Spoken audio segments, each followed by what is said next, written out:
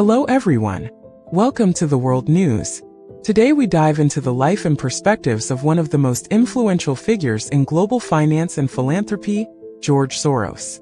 Known for his significant impact on financial markets and his advocacy for open societies, power comes from money, and with power, the whole world can be run according to one's wishes. Many rich people of the world work on this basic philosophy, but George Soros is one of those who are accused of sometimes crashing the economy of a country with the power of his money. And sometimes he starts a civil war against the stable government there by calling it anti-democratic. Let us tell you whether it is the economic devastation in East Asia in the 90s, or the conflict between Israel and Palestine, the birth of terrorism and civil war in the Middle East, or inciting Ukraine against Russia, or starting a war between Azerbaijan and Armenia. George Soros' name is associated with every incident. The involvement of George Soros and his foundation Open Society is claimed in economic and political crises. That is why George Soros is also known as the most evil person of the world. And this is not only said by common people, but also by the world's richest man Elon Musk, who in one of his tweets called George Soros a dangerous man for humanity. Even Indian Foreign Minister S. Jaishankar has said rich.old.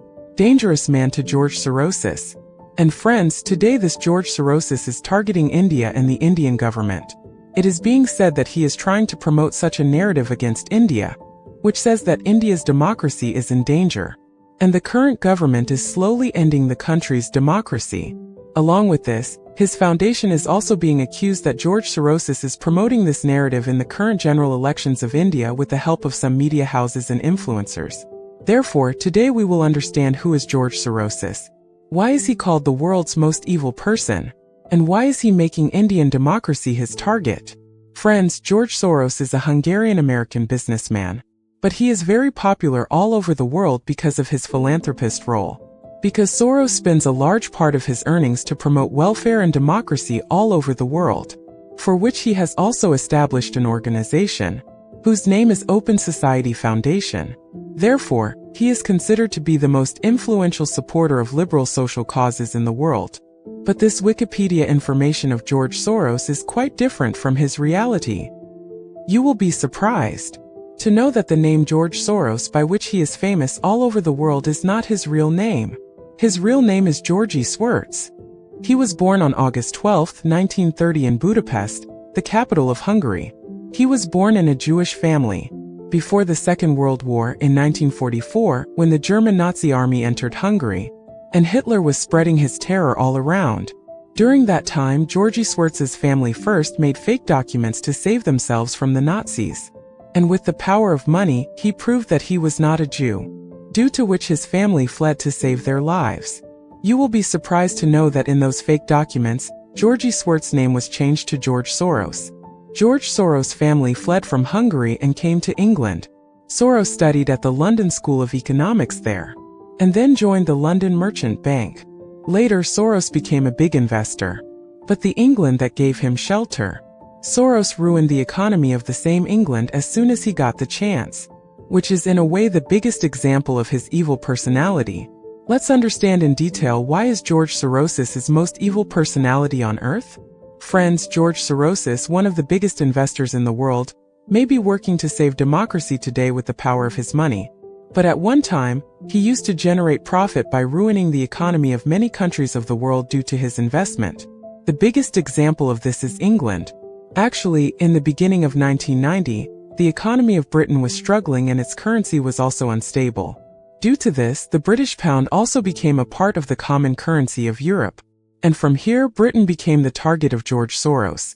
Actually, George Soros was a big investor, so he borrowed £10 billion from many banks and companies of Britain with the help of his hedge fund.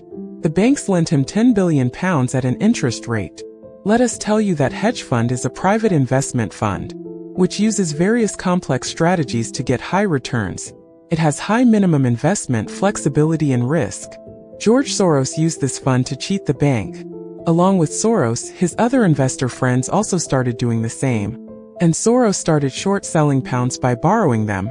Friends, short-selling is a financial strategy of the investor, where they borrow shares of stock from a broker and sell those shares in the open market. And as soon as the shares fall, they buy them back. Basically, the goal of an investor is to make a profit from the fall in the price of the stock. This is what Soros did. He started buying German mark, i.e. German currency, in return. Like Soros, other investors who had borrowed pounds started selling them in the foreign exchange market, due to which the entire British currency came under threat, because there was a shortage of pounds in the banks of Britain. That is why Britain decided that it will buy the pound back. It will also increase the interest rate on the loan.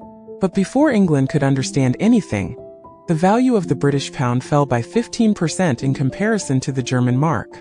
George Soros was waiting for this moment, because he bought more pounds by selling the same mark in exchange for the pound, because the pound had become 15% cheaper in exchange for the mark, and he paid it back to the banks and the company.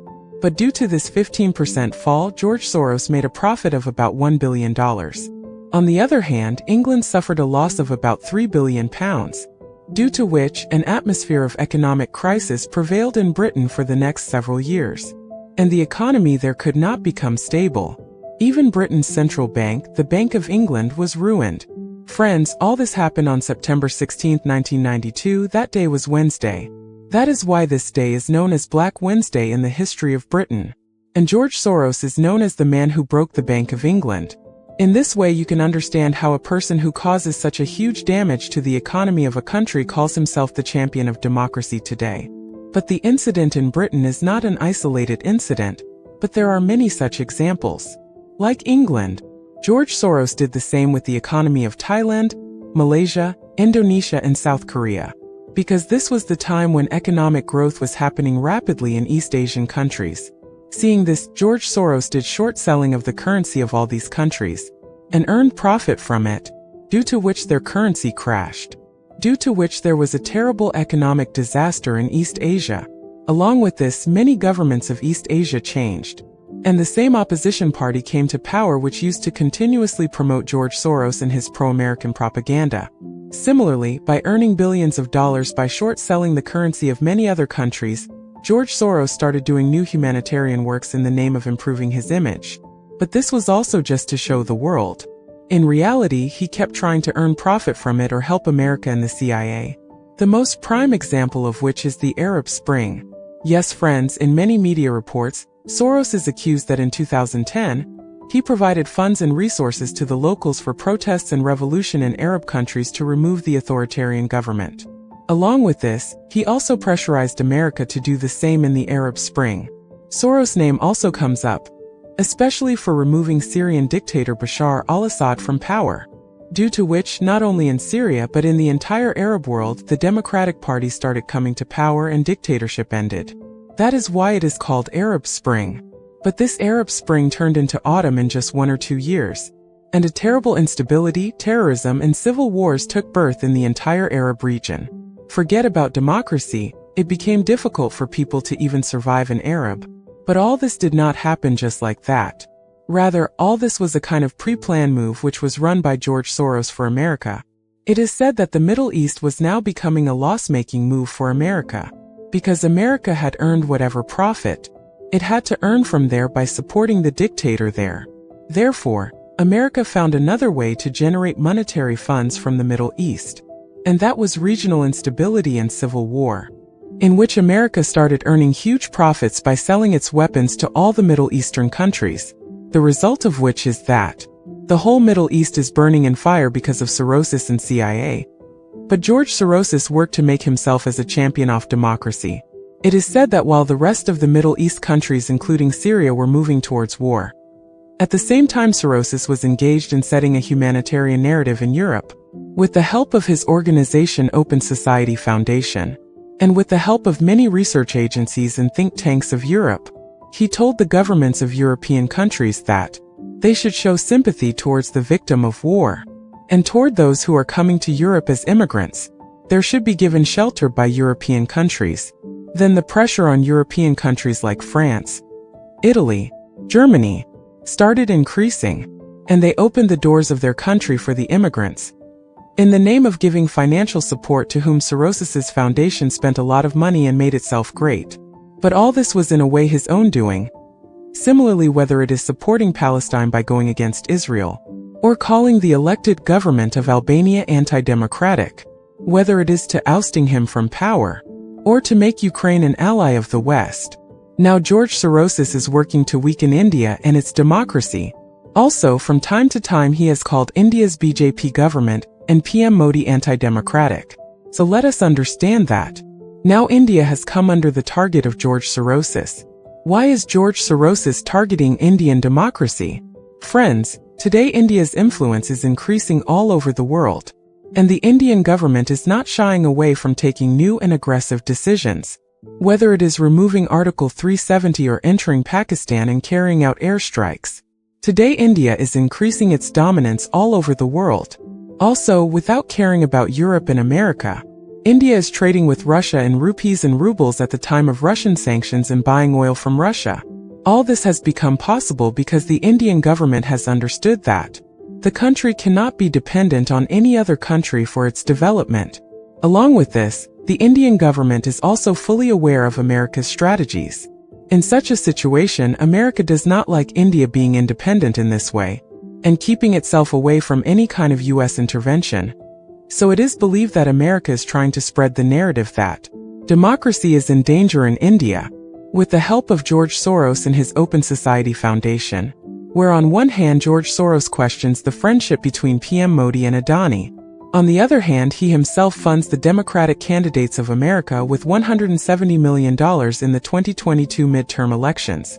If the growing friendship between PM Modi and Adani can be a threat to the country's democracy, then is George Soros funding the political party of America not a threat to the democracy of America? According to a Forbes report, while giving a speech at the 2020 Economic Forum in Davos, Switzerland, he talked about giving $1 billion to the Soros University Network, whose job will be to tackle the spread of nationalism around the world.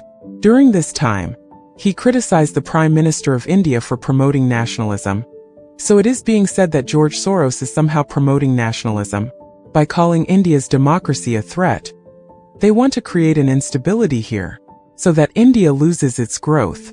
Another counter-logic that is being given against Soros is that if democracy is in danger in India, and this government is anti-democratic, then how did India become the third largest fund contributing country to the United Nations Democratic Fund?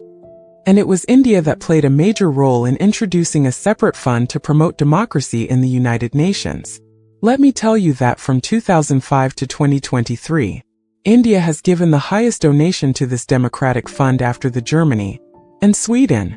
But what is even more surprising is that, out of the many democratic projects running around the world from this United Nations Democratic Fund, 68 projects are such that are being run by Soros's Open Society. So in such a situation, George Soros is taking funds for democracy from India and calling the Indian government anti-democratic as well. That is why Indian Foreign Affairs Minister S. Jaishankar called Soros is a rich, dangerous old man. This is the conclusion. If we seen in this way, then U.S. Assistant Secretary of State for South and Central Asian Affairs Donald Lucas' visit to India in May during the ongoing elections and being a past supporter of George Soros' narrative. Many BJP supporters are also considering this as a conspiracy against the Modi government and his party.